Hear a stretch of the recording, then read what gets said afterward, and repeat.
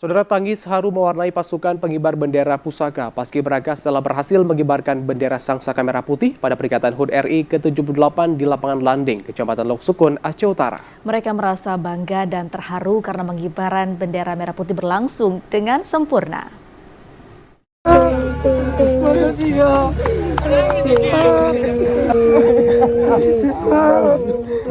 Suasana tangis haru pecah saat pasukan pengibar bendera pusaka Paskibraka Aceh Utara berhasil menyelesaikan tugasnya mengibarkan Sangsaka Merah Putih pada peringatan HUT RI ke-78 di lapangan Landing, Kecamatan Lok Sukun, Aceh Utara.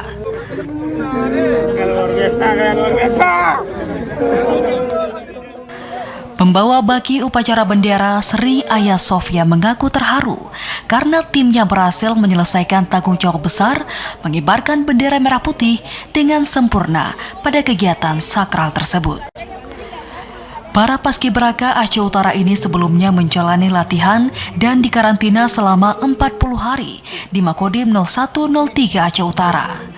Selain para pelajar, pasukan Paskibraka Aceh Utara juga terdiri dari TNI 3 Matra dan kepolisian. Pastinya sangat bangga terhadap diri sendiri dan selalu bersyukur kepada Allah karena udah diberikan posisi terbaik yang diincar banyak orang, tapi dipercaya kepada saya dan diberikan tanggung jawab yang sangat besar untuk membawa baki bendera pada hari ini. Terharu nggak? Sangat terharu, Kak. Sudah berapa lama nih persiapan untuk? Siap 40 hari di karantina, ditempa di Kodim 0103, kami dilatih di sana dan hari ini kita mengibar dan hasilnya sangat memuaskan. Bangga kan ya? Siap, sangat bangga, Kak.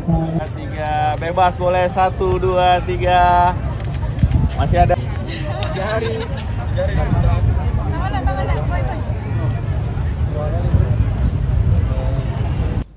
Upacara pengibaran bendera merah putih ini berlangsung dengan tertib.